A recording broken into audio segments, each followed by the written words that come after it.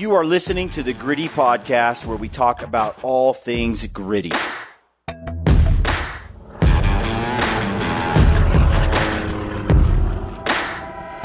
Welcome to the Gritty Podcast. I'm Brian Call. I've got Brad Hunt here with me, and today's guest is Jeff Downing from True North Outfitters.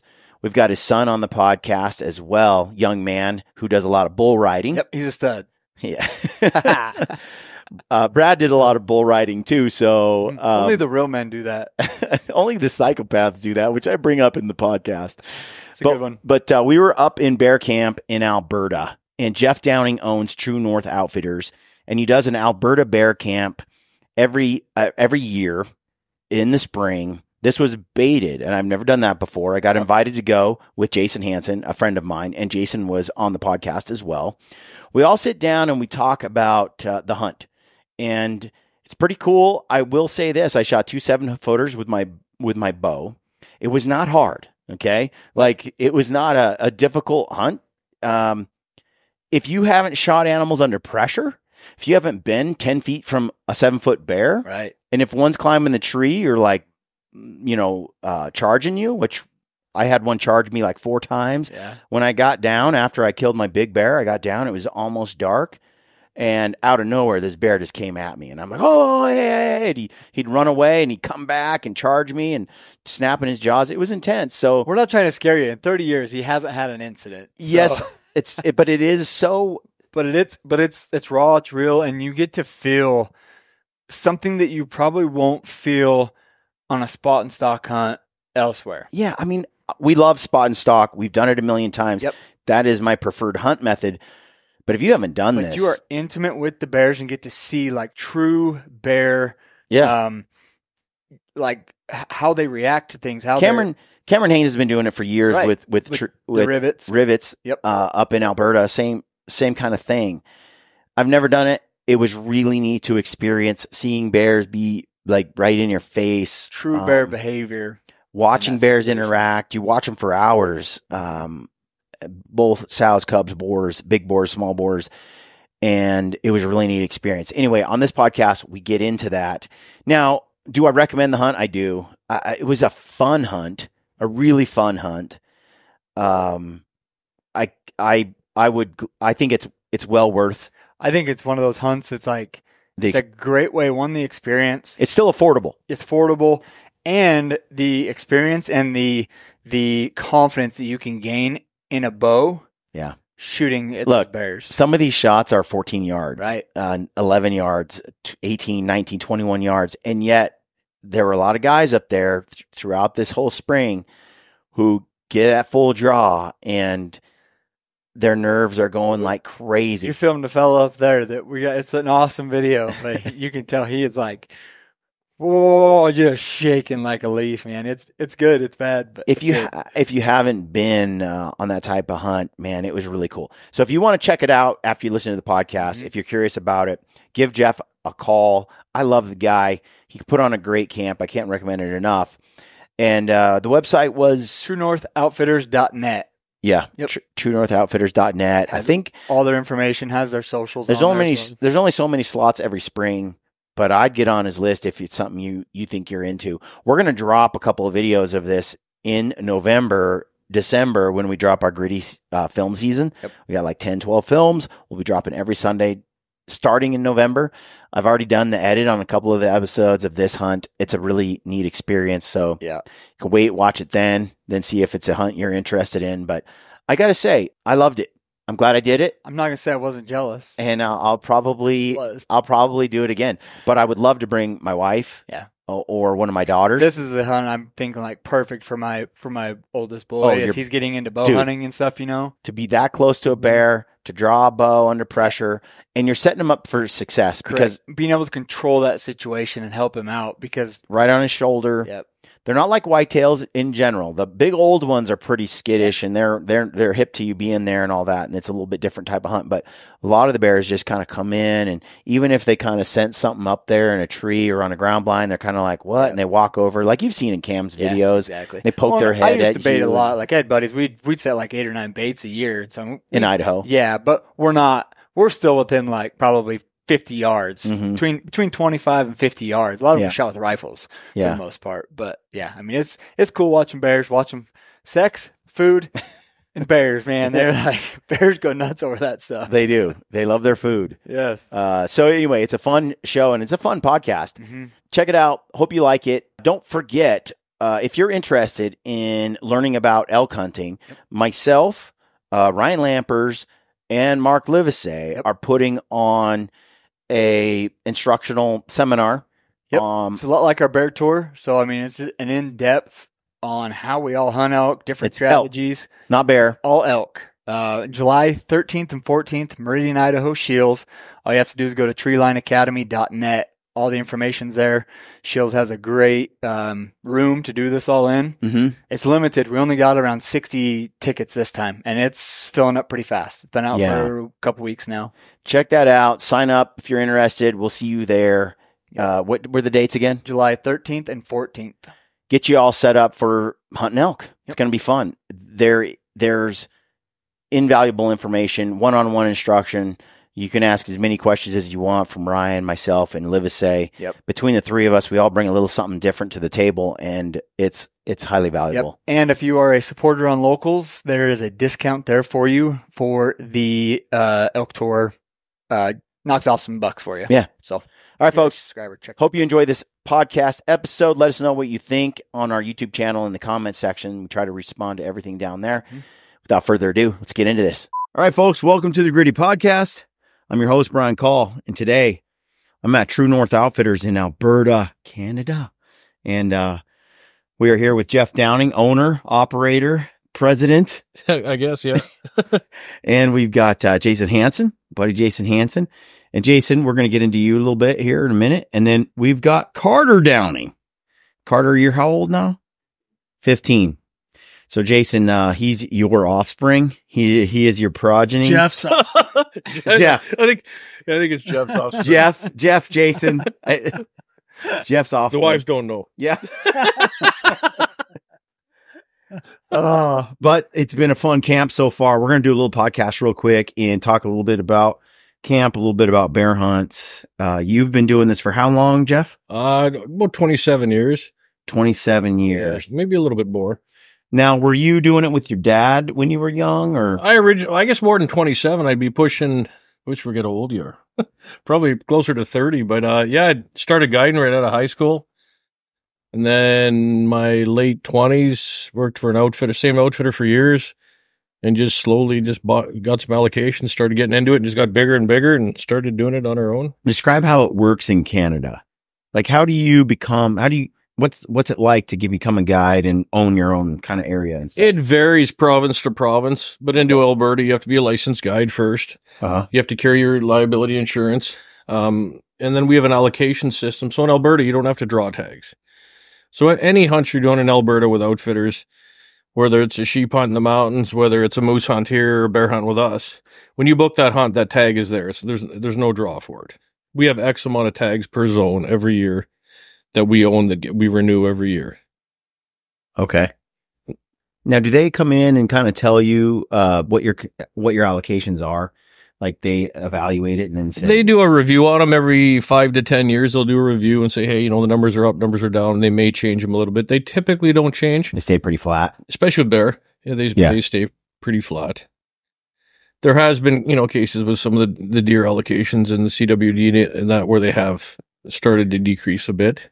But it's all cyclical too, right? A lot of that with animals is cyclical. Right.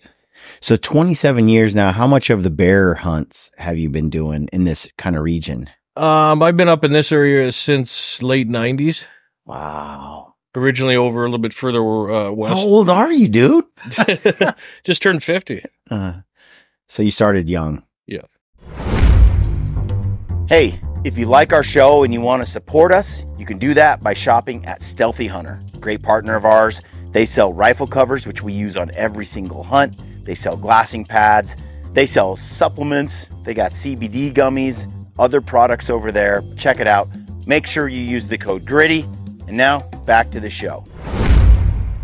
And the way that this camp runs, how many guys do you run through camp every year, roughly? 18. Usually, I'm right up that 18 mark. You're able to bait in Alberta. 100%. And this area is flat. Like it's a lot different here than when you're in the mountains in Rocky Mountains, you know?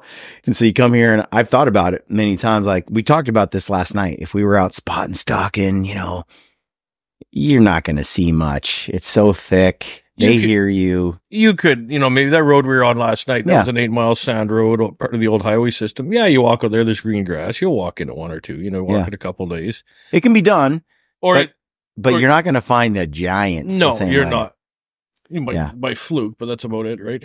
Well, that's one of the things. I've never done a baited bear hunt before. This is my first one. So I've, you know, I've seen them. I've thought about it.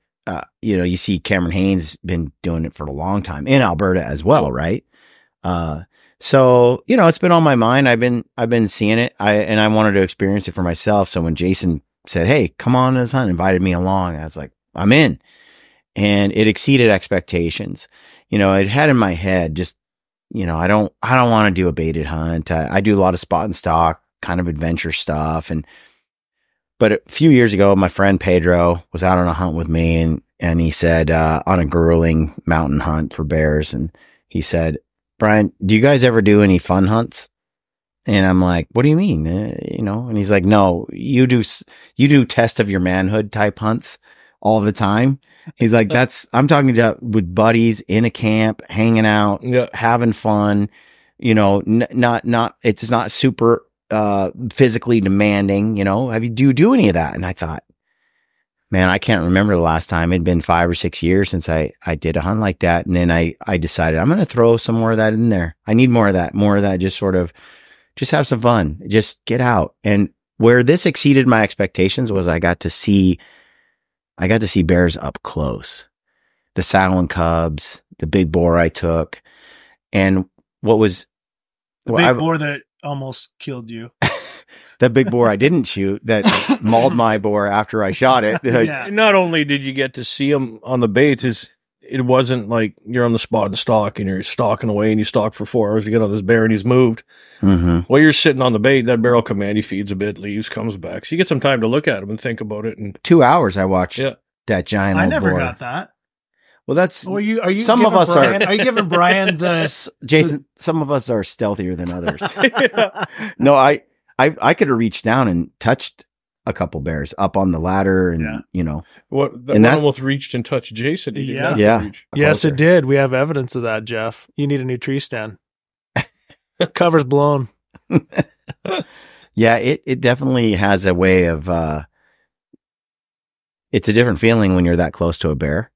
And especially when they're huffing at you or they're kind of copping attitude, like they were slamming their paws down and popping their jaw a little bit and kind of going all that stuff. And it was a little eerie being around that. But the thing that was kind of surprising was trying to judge the bears. Yeah. You know, I'm in a slightly elevated. I'm only like 10 feet or 15 feet. I don't know how. 12 feet. I think the highest one's 12. Yeah, you're not that high off the ground, just barely up. And I'm looking at these bears, and I'm like, it was hard for me to decide or judge one from the other. And you put some posts on the trees, some logs, So, you know, for people that aren't familiar with the setup, you build these cribs, which is a way to get the bear. For example, you put the bait down between, let's say, like 2 posts or 2 trees. Yeah, it's 2 trees. Build up the backs. We keep the back crib log at, you know, kind of hip height as a reference. Yeah. And it forces them to come around, give you that broadside quartering away. Yeah. So, like we were talking last night, I've thought, you know, I'd probably go through a little less bait using barrels. Yeah.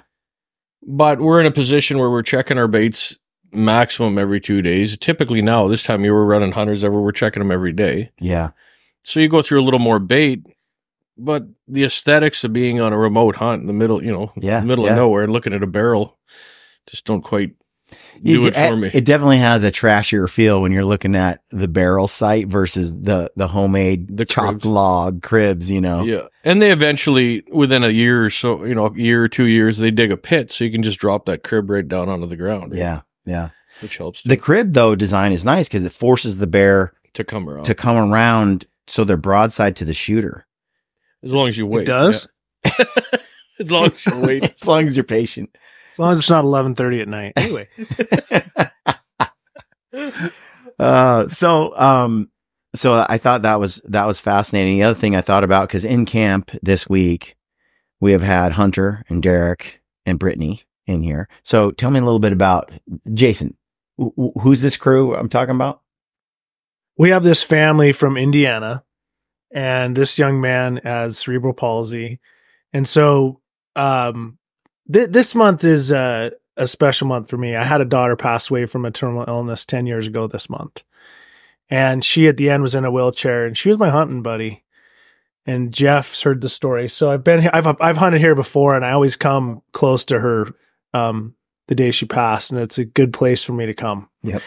But Jeff called me and said, I have this kid that has cerebral palsy, and I'm going to donate a hunt. What do you think? And I said, if you get that kid up there and you get his parents up there, it will be an impactful thing. And it's been very, to answer the question, rewarding and emotional to see what's happened with him. And he did kill a bear last night, and it was great. Yeah, I have quite a bit of video of this stuff, and just in camp. It was pretty cool, Jeff. Well, it was cool. I met. We do a show with DSC Great Lakes in Michigan every year. Carter's been going every year since he was a year and a half. Like a trade show, hunting trade show. It's a trade show, but we go there. It's wish hunters, and we donate the hunts. And I met Hunter a couple of years ago. He was the wish hunter. And when he was talking in the room with all the outfitters after this little event, the first thing he yelled out was bear. And his dad came over. His dad had already been talking to me. And I talked to Carter and talked to Rachel, and I said, we got to make this work somehow. It took a couple of years. Yeah. But, we had enough baits that we could make it work, because it was a lot of work, right? But to see the look on that kid's face, it was like, that made us, last night in the video, I was crazy. Yeah. Dude. That was like, it was a 10-foot bear to him. Yeah, when he rolled in here, in his wheelchair, and he was like, and they slow played us. They had us all thinking They did. that They tricked us. Yeah, they had us all 100% thinking did. that they got skunked and the hunt was over. And then the next thing you know, he's like, well, what do you have to say? And he's like, bear. He just so stoked. And you have that on video, I think, and I do too. Yeah, I got some of that. And yeah, he got his bear. And but kudos to mom and dad too, because the amount of work, right? Like, you see the amount of work they go through. I was even talking with Derek. Well, and Brittany, like, bear hugs, pulls him out of his wheelchair, transfers him. I'm like, that's a lot of work, And it's been cold and rainy. Yeah. And for him, and to get everything ready, they're in a wheelchair, and you go look at this forest. This is it was wild timber. It's like a matchstick. But you know what? Everything, if you look at it too, like, our baits are all getting hit. We got more bears on them every day. Yeah. But for some reason, I have 3 sites that would definitely work to sit him on. But the best one out of those 3, there was 6 different bears every day. Like, it was every day there was a new bear showing up. What's funny, 7, whatever it was. It was funny is to find a site where you have so much more bear activity than another one. Maybe Brian Call should go there tonight. It's interesting. Maybe you should go sit on that bear. I don't know. Derek shot a giant, Hunter's dad he shot the biggest bear. Maybe. I think mine's his is a hair bigger. I think yours is longer. No, for sure. Here's his, look, Brian shot a 7-foot bear. Mine is like, Kareem Abdul-Jabbar, and, he's tall, long. Is that big Jason Spudweb? Yes, but Derek's is like Arnold Schwarzenegger. Like, yeah, he's tuned up for sure. Big old crease in his head, and we've killed all nice bears this week. Bears. Yep. Here's a 7-foot. Every bear's been over 6.5. Jason's was right there, just 6'7", 6. What was it? 6. About 6'7". 6'7". Yeah. I couldn't be happier. I don't know what was Derek's. Was it 6'10"? Just under 7. Big skulls on both those bears. Yeah. Brian's bear has the biggest skull. For sure. Was the oldest, was the longest. Yeah. The bear, in my opinion, when I walked up there, Brian was on cloud 9, because the first thing Brian said to me is, look at his teeth. Yeah. Brian was so enamored with his age. Lack thereof. His paws, because he was skinny. Yeah. Real skinny old bear. I don't think he had much time. He probably would have made the year, right? Yeah. Right. And we found those 2. Rubbed his hands. There's 2 bullets in them. Yes. Yeah, he'd been shot in the eye. So we found that 223, which is basically just like. Well, we're dragging him out. Well, I was dragging him out. Brian was filming. We were pretending. But what happened was I I got back to the camp and I looked at his eye. I said, "There's something wrong with his eye." And Brian goes, "No, when you drag him like that, I mean, it goes across the bushes and stuff like that." And I looked, I said, "No, wrong. There's something wrong with that eye." And so we pulled the skull out and we're sitting there and we look in his neck and there's a casing from like a 223. Who was it working on him and is like, there's metal. Hang on, I'm grabbing some metal. That was with me your working on his and eye. I grabbed, but then I grabbed the casing and then you hit his eye and his tap. You pulled it out. And he says, "This bear's been shot in the eye." That's wild. And it was, he is he's among the oldest bears I've ever I've taken one other one that was real old like that with missing teeth and stuff. But, you know, back to what I was trying to get at before I got derailed, the judging. Okay. Look, if I can't judge it from 10 feet away, like how big it is, and it's a big bear, you can't tell me, like a lot of guys are like, "Oh, I know when it's big and it's not big. And I know when it's a sow and not a boar." And I'm like, you think you do, but it's the rare person that's had enough experience. I've had a lot of experience and I still struggle with that. And looking at the sow, you have that sow that's been hitting your area and you've watched her for a few years. Same one of many, but yeah. She's a tank. And you see her on the side of a mountain. she's dead. A guy's going to shoot it if he doesn't see those cubs. Most guys are going to shoot it and think it's a boar and it's not. But you know, like you saw, we spent a lot of time, not a lot of time. We spent, you know, an hour or so going over some pictures, some videos. And it was kind of neat because everybody in this camp this week, from people who've hunted 0 bears, Dan and Cade there, to guys who've hunted a lot of bears, are still identifying them and shooting boars. Yeah. Again, we killed all boars this week. Yep. And that's really important for management because 100%. Years ago, I used to hunt Southeast Alaska a lot. Every year. It was over the counter, back in early 2000s when I was going. And it was a great hunt, but it was just over the counter and it was fall and spring and the bear population got hammered. And so they took these hunts to a draw. So you have to draw the tag. And then they cut it down. They implemented some new rules, which was you can't hunt a bear on a river unless you get to it by boat. So they just limited the number of people who could hunt the rivers because what was happening was in the fall, just cruising the rivers or eating berries. They're just eating fish. Oh. And the hunters just walk down to the rivers over the counter, walk over there, and then just blast the first black bear they see. And they were just smashing sows because they had to get down to the river. And there was no, it's hard to judge. And most guys are just excited to see a black bear. They made it all the way to Southeast Alaska and they were just killing them all. And one thing that a lot of people don't know is it takes a while for a sow to become able to get pregnant, a few years, 2-3 years, 3 years, probably. I would say 3 or 4. Yeah. 3 or 4 years. 4. So you're behind 3 or 4 years just from a sow to be able to get pregnant. And then let's say she gets pregnant, she has her litter. During that period, now they'll push them off in a year, you said? A year and a half, they'll be on like 16 months, right? Then she'll get pregnant again. Yeah. And then she's got that period and then a year and a half. So it's not like she's cranking out babies every year, like others. And grizzly bears are even worse. I think they have those cubs will stay for 2 or 3 years. So plus into the 3rd year for sure. So like 4 typically. And so you kill a sow, that's, before you have another one that can get babies on the ground, it's a 5-year process.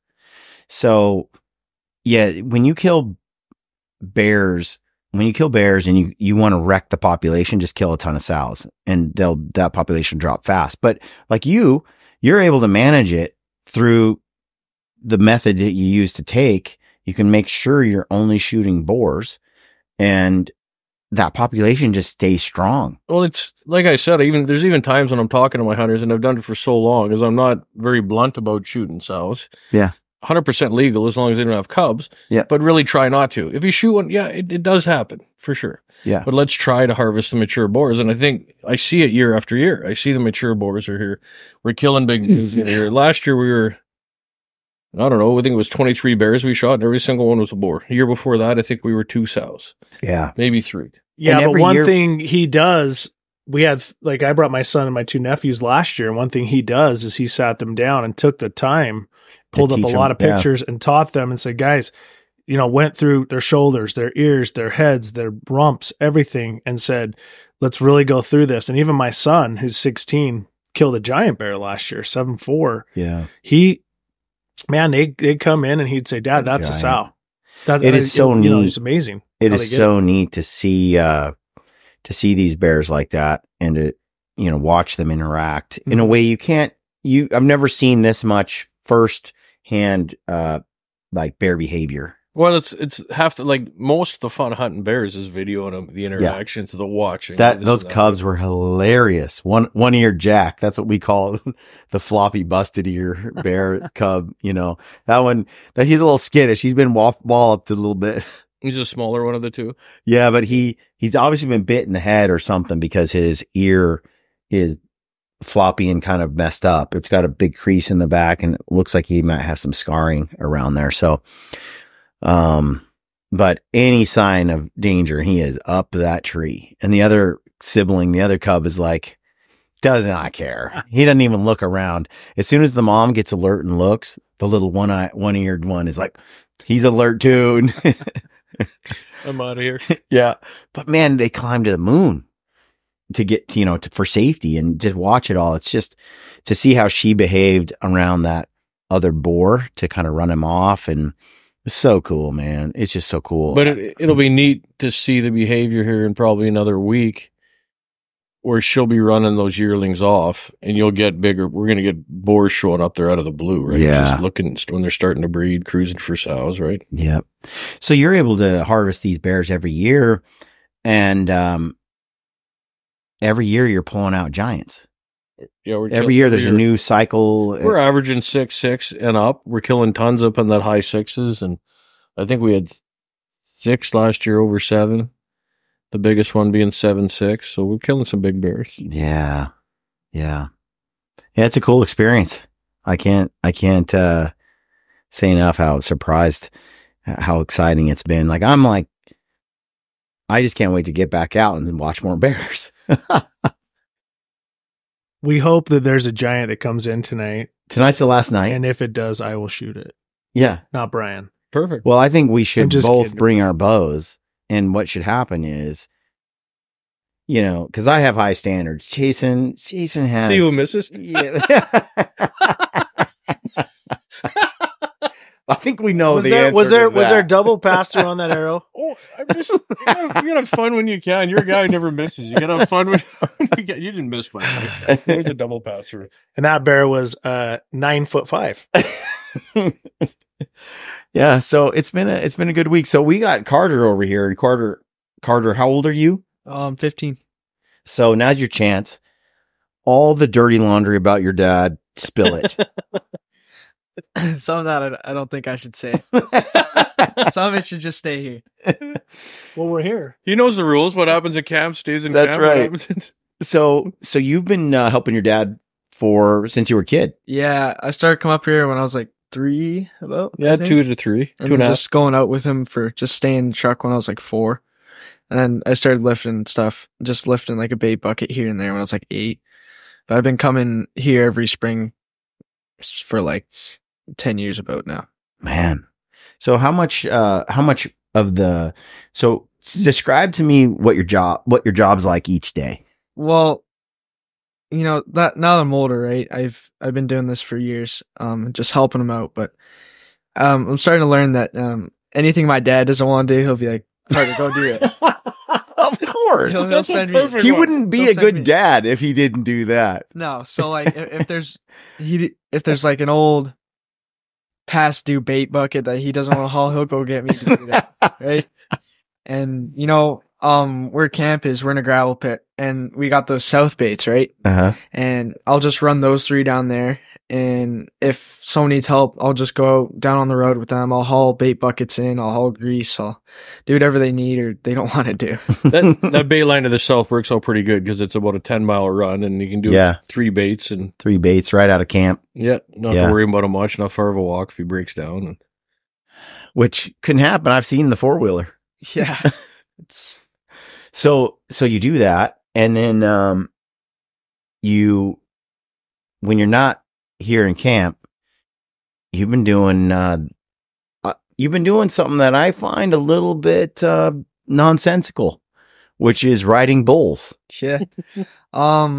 So I played 2 sports, right? Winter I played only hockey all through like fall to spring, and then in summer to early fall, I'll ride bulls all through it summer all over Alberta. And you're riding in the winter a bit, practice. Yeah, and just practice pens in the winter when I can. So how long have you been riding bulls? Well, to be honest, my dad put me into camp when I was like 7 because like I think he just wanted me to try it. And I got really scared from that. I was like, man, that's scary. I don't want to do that. And then when I was like, I think 11 or 12, I started watching videos on YouTube. I'm like, man, that's so cool. Like these guys are awesome. Like these guys conquer 1,800-pound animals like it's nothing. And I kind of just want to keep getting back into it. And then that was a COVID year, so I could only do so much. Yeah. So I had to stay home. And then the Did next a few camps. I went to a few camps. You know, I know a few people I can go out to their place and ride some bulls, just practice on. But this year will be like my 3rd year, just kind of constant 2 rodeos a weekend. We'll go here this day, here to the next.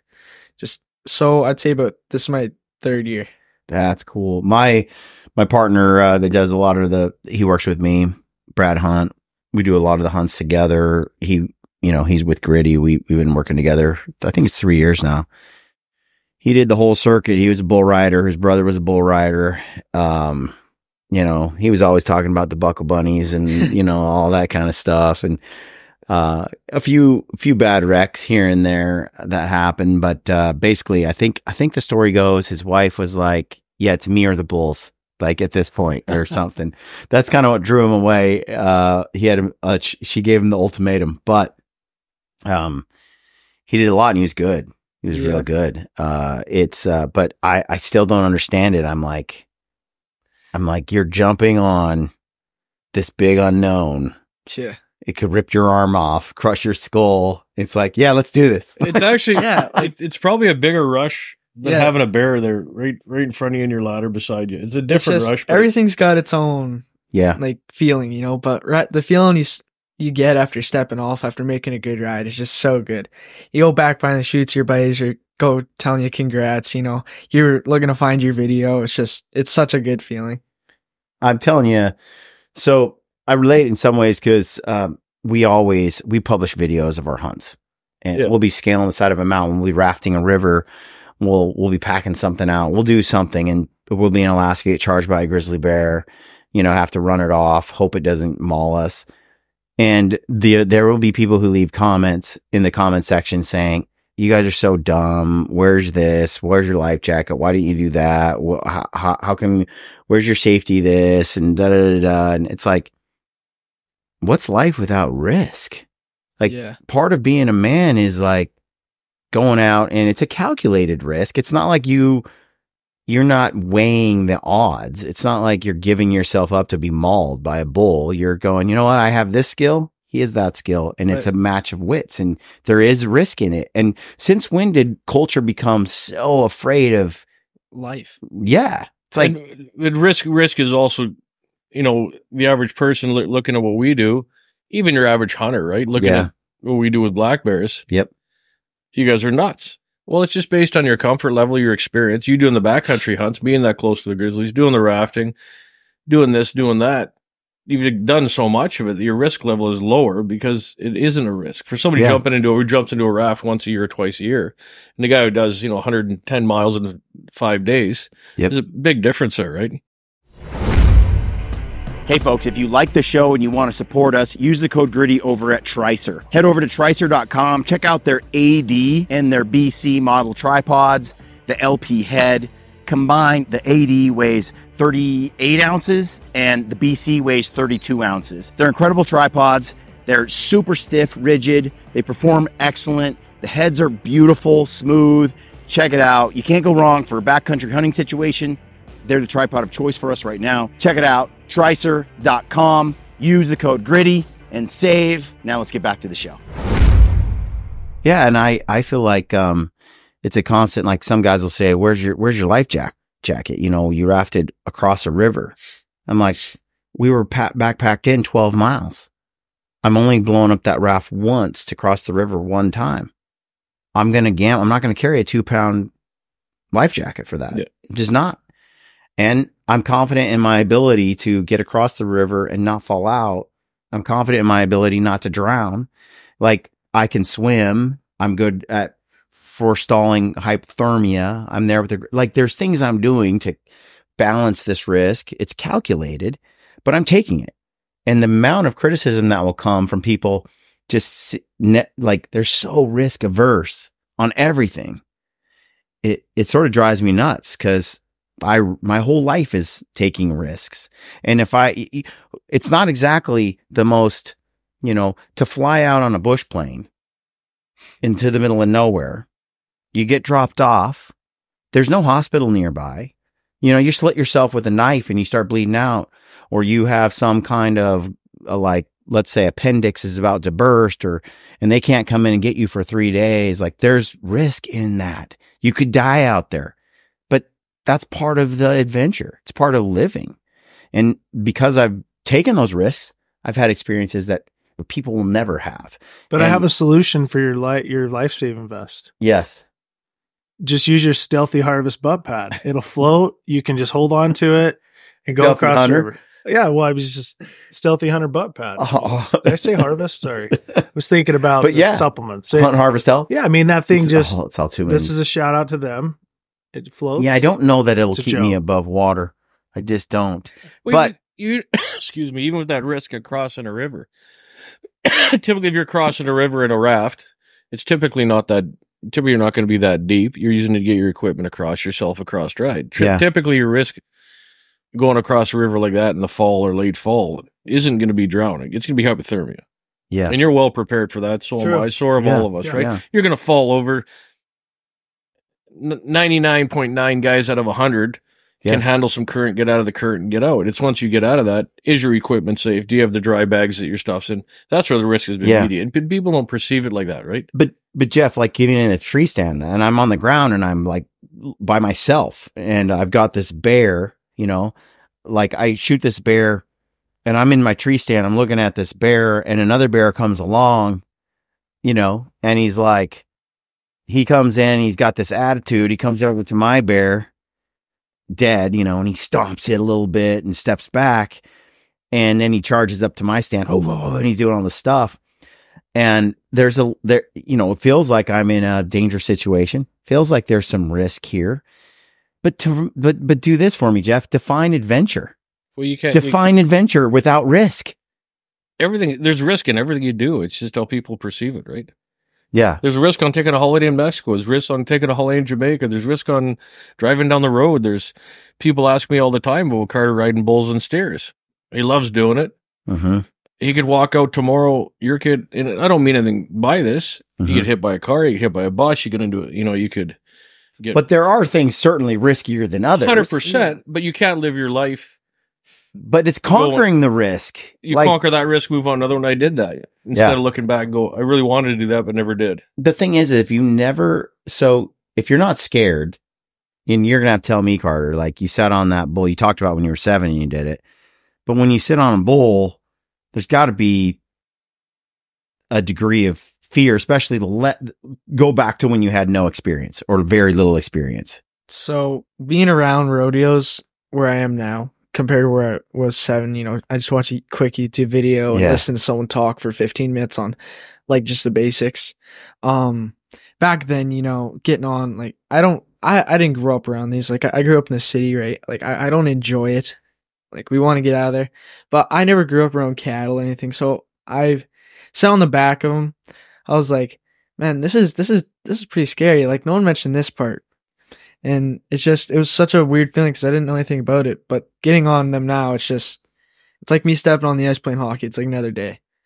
But the older, the bigger you are, the bigger, the better the bulls are going to be. And if you get on a bull with fear saying, "Oh shit, I don't want to get thrown. I don't want to get stomped," then you're gonna get stomped. You can't have any fear in your mind. You have to step on going, "Oh, I'm gonna win this rodeo. Confidence. I'm gonna beat him." Yeah. Yeah. Like you can't get on to him scared. And I really think confidence is earned. You can't just fake it.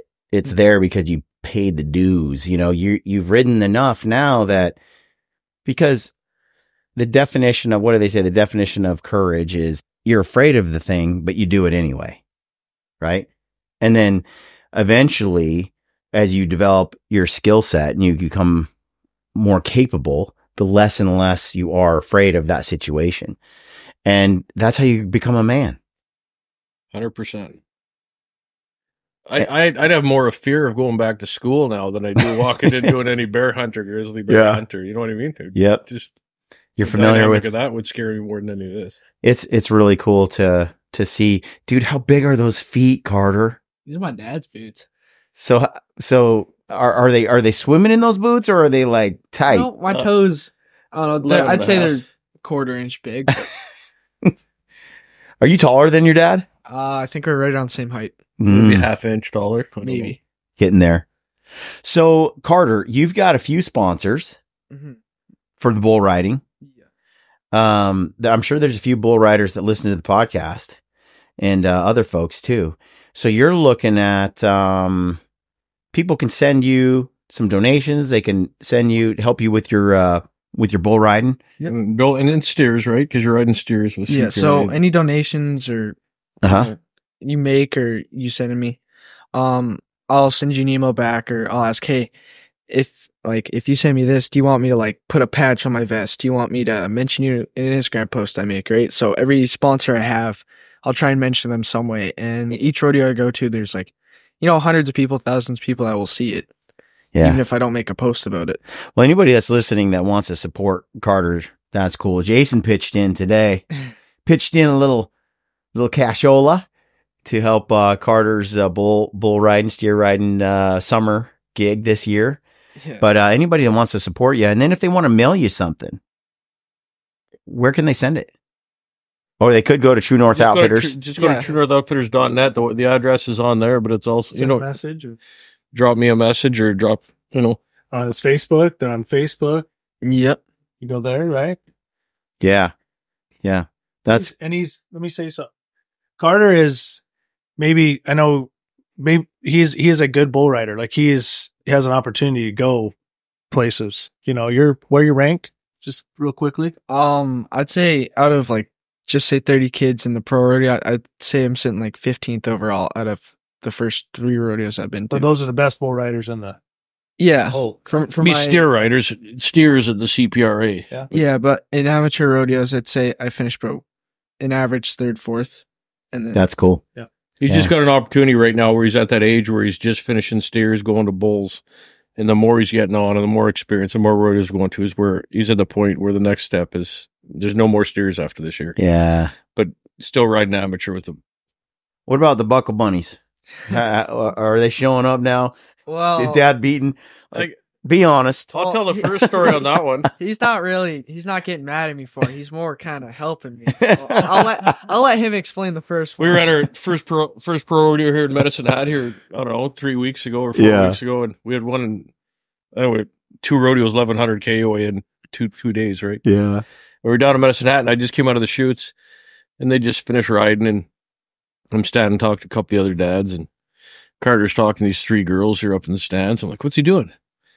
Well, Dad, they went on my Snapchat. They said it was hot. And then I asked him, I said, he'd been with the same girl, had the same girlfriend for, I don't know, 8 months? About that. 8 months. She's a nice girl. Yeah.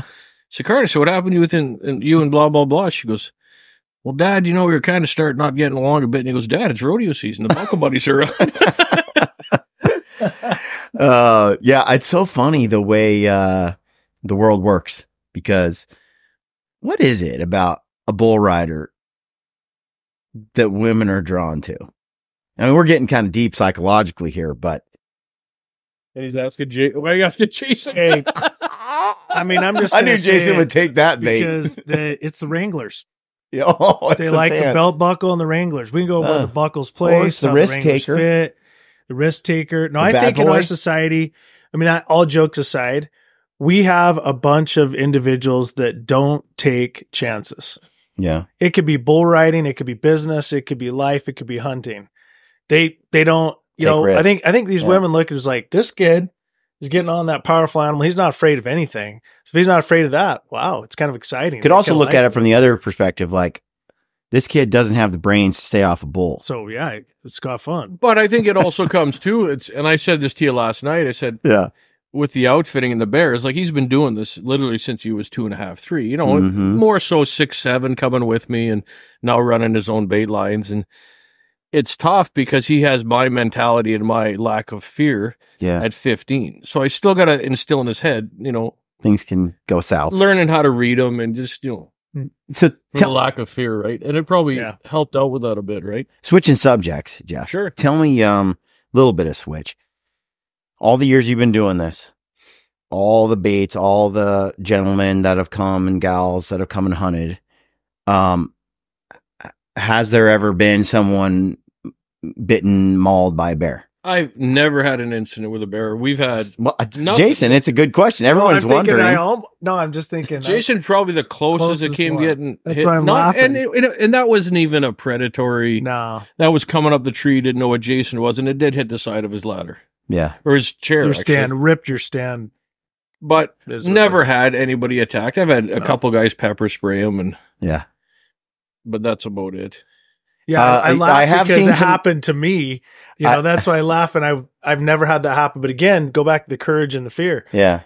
When you get in those situations, like you just got to tell yourself. My wife asked me once, "Why do you bear hunt? Why do you go and hunt these things?" She goes, and I told her I love bear hunting for all the reasons why. But then she says, "Well, what if you're going to get attacked?" I said, "I've made the decision, and you got to decide this. If that happens, I'm the one coming out on top. Yeah. No matter what happens, and that's a survival mode. And you can't say that I'm not sitting here saying, oh, I could go and kill a bear, but you know, I did have a bear come up the tree this year. He came 3 times. The third time he was super aggressive. And the third time I yelled at him and that made him mad. And he came straight up the tree stand and I was full draw. Like, should I just send it in his throat? Mm-hmm. Because he's not messing around. Yeah. And he wanted the bait and thought I was a lesser bear. And he Something came up. like that. And he Yeah. swatted at the stand, hit the stand twice, and ripped the stand casing around. And it got. I was pretty rattled, but I was like, I got options here. Quickly, I was like, shoot him in the throat, pull my knife out, you know, jump to this tree. You start thinking through some different stuff of what you're gonna do. And even a black bear, which he is a good black bear. One of the guys in camp ended up killing him. Yeah. Over 6.5. They're still a wild animal. Well, I say this all the time. People ask about bears, and you killed a bear a few days later that was ultra cautious. So cautious. Also a really big bear, bigger, older than that bear.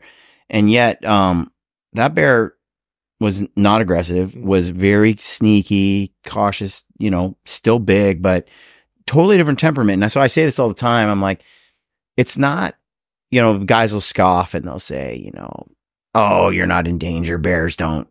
I've been around so many bears. They're fine. And then you'll see the guys that'll say the opposite. You better watch out. A bear might get, dude, bears are as different as people. 100%. Like they're all you have to do question. is run into the wrong bear, just like the wrong human on the wrong day. And that perfect storm of, you know, disaster can happen to you. Yep. But rarely is it, though, that I come across a bear that has that sort of aggressive attitude. But we were talking earlier about risk taking and, you know, people, why do you take that risk? Why do you do this and that? Well, most of society, the way that they're taught about bears and this and that, you know, bears and what to do and this and that, Jason should have just rolled up into his tree stand and played dead. Like, but he knows the risks and what's going to happen. He knows that he needs to be assertive. He needs to be aggressive. Yeah. He knows what to do. He had it in his head what he was going to do. Yep. That bear wasn't going to attack him. He was big enough. He stood big enough. He made enough noise that he showed that bear, hey, I'm the boss. Back off. He was testing him. Yeah. And the bears, they have behaviors. I've learned with these bears up here that when they're on a bait, and they come into that bait. It's territorial right now. They just come out of hibernation. There's free food. And so this bear came in and he was like, he walked in, not cautious. He walked in like, I own this place. Yeah. And then went after, and I think the bear that I killed the 2 nights later, to Brian's point, that bear, there may have been a bigger bear in there. That's why he was cautious. Yeah. He may have been hunted. Yeah. He may have been, and he was completely the opposite and waited until 10 o'clock at night, where we've seen bears coming out in the middle of the day. Yeah. So they are different. They're all different. One thing, I agree with what you're saying. yeah. And one thing I would say about this particular hunt, it's a fun hunt. Come here with some buddies, but it's also a great kids hunt because kids get to face down a bear, which is character building because it can be nerve wracking, right? Plus they get to see bears so close up. Then they got to make a shot under pressure, but it's a staged shot. It's a very controlled situation. It's not like you're just walking up and you have to make a quick decision, shoot your bow or whatever. You can really take a minute. I watched my bear for 2 hours before I shot him. So being able to do that, it's a great hunt for kids. Usually, not all the time. Yeah, you're right. But you're for kids. It is. Yeah. Sometimes, it depends. You're setting them up to succeed though in a way that's different than other hunts. We get a lot of the kids I get up here, bow included. I'll get a lot of kids up there because a lot of them come with their dads, or it's a great hunt to do with a couple of kids or nephews and uncles. But a lot of them, when even if the dads haven't hunted bears a lot, okay, I'm sitting with my son, and then I'd say 80% of the time by night 3, yeah, Dad, you go on your own, I'm on my own. Yeah, and they know, and they have no problems. Yeah. And a lot of them just want to do it out of comfort. And Jason was fine. Bo went on his own, or he'd say, if I had nothing to do, I'd sit with him. But you get these kids that even at Carter's age or 14, sit on their own. Yeah, it's got to feel good. At some point, that changes their. So Bo's my son, and last year he came up. Bo squared off with the biggest bear I've ever seen on camera. I mean, it's the largest bear I've ever seen live on the ground. And he, 19 yards. I saw the video of that, and I'm like, that is the biggest black bear I think I've ever seen. And this bear was growling at us, and they lay down and ground. And there never was a shot presented for 90 minutes. Yeah. My son said, I want to stay on the ground, not in the tree stand. So he was staying on the ground, but he plays a lot of sports, and you get back to this conversation. He shot that bird high. Unfortunately, did not get the bear. Yeah. And he was so down, but the character was built from that. And what he learned was to never give up. And then 2 nights later shot a giant bear, not as big as that bear, and redeemed himself. But when we got back this last year for sports, I'll never forget it. He was in a basketball game. He got in the car. He had guarded this giant kid. This kid was huge, and he got in the car. I said, Bo, man, you played great. I said, what was the difference? He says, I ain't afraid of big bears. Yeah. And that is what he said. So I do think that when kids get out and they go hunting and stuff, it does build up a lot of character. Absolutely. That then carries over to sports and everything in their life, teaches them some hard things. So, Jeff, if people want to come up and hunt with True North, yes, sir. How do they get a hold of you? On the website, truenorthoutfitters.net. Just truenorthoutfitters.net. Is the best way. .net. So they can find pictures, information pictures, and then also my Facebook page. It's Jeff Downing. I also have a True North page. Or my email's jeff@truenorthoutfitters.net. That's cool. How many times have you been here, Jason? This is my second year. Second year. Yeah, we booked it before COVID. We were going to come. We were talking on the phone that we couldn't come. And so we were the first hunters in last year to come after COVID. But just, I mean, I'm like Brian. I'm usually killing myself somewhere on the side of a mountain, and I usually hunt alone. And man, you come up here, and it's a fun hunt. It's a break. Yeah, there's patience. It's hard to get here. And I had fun just hanging out at camp, but also running the baits. Yeah, it was fun to run the baits, and then to go see what kind of set up a new bait down the river, and then to see what comes in. It's like. Yeah. With the cameras, and you don't have cameras on every one, but you can tell that on some of them where there's no camera that the crib has been cracked, and so there's the pads you're seeing. And so I knew you'd like that because you get to watch the behavior. Back to your point, I knew you with as many bears. Dude, you guys have the world's largest Rice Krispie out there that you cut off chunks with a chainsaw. It's like, sweets. Yeah, it's awesome. Cookie. So if you're listening and you want to check it out, I can't recommend it enough. It was great. I loved it here. Good camp, good people. Go to True North Outfitters and truenorthoutfitters.net. Check it out. And guys, I really appreciate the time. It's been fun here at camp this week. You guys are top notch. Thank you.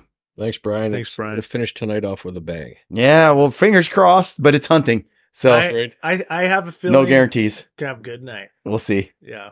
We'll bring Jason along. We haven't hunted together yet. Okay. Seriously, like I have high standards, so there might be a bear come in that you have that your low standards are going to accept, and you could shoot it instead. Well, that's up to my guide. You know, we have to have a conversation offline. Actually, it's my bear, and I'm going to shoot it. So you're out of luck. But I do like what Jeff said. We both shoot at the same time, and then we see how my arrow's perfect. Yours is less than. Okay. And then for the audience, if you watch this bear hunt, Brian has a hole in his bear like this big, and my hole's like that big. That's generous. So there was some convincing, and I'm just gonna say I did. It's worth watching the film. They've been teasing me this whole time. By the time this podcast drops, the film won't be out, but the film will come out, and when you see it, it's gonna be good. It's gonna be educational. And nobody mentioned that Brian's bear was blind in one eye. So he probably didn't even see him. I mentioned he was blind in one eye, toothless, senile, and rubbed, no hair on his hands, and skinny, and hasn't eaten in 3 weeks. Yeah, they've been teasing me because I shot at a giant and hit a giant. Yeah, went through the giant, and he's 8.5, 9 feet. So he says, but it's like the fish that you never he caught. Brian it's a says fish you got to story. go big or go home. That's right. All right, folks. Thanks for tuning in. Stay gritty.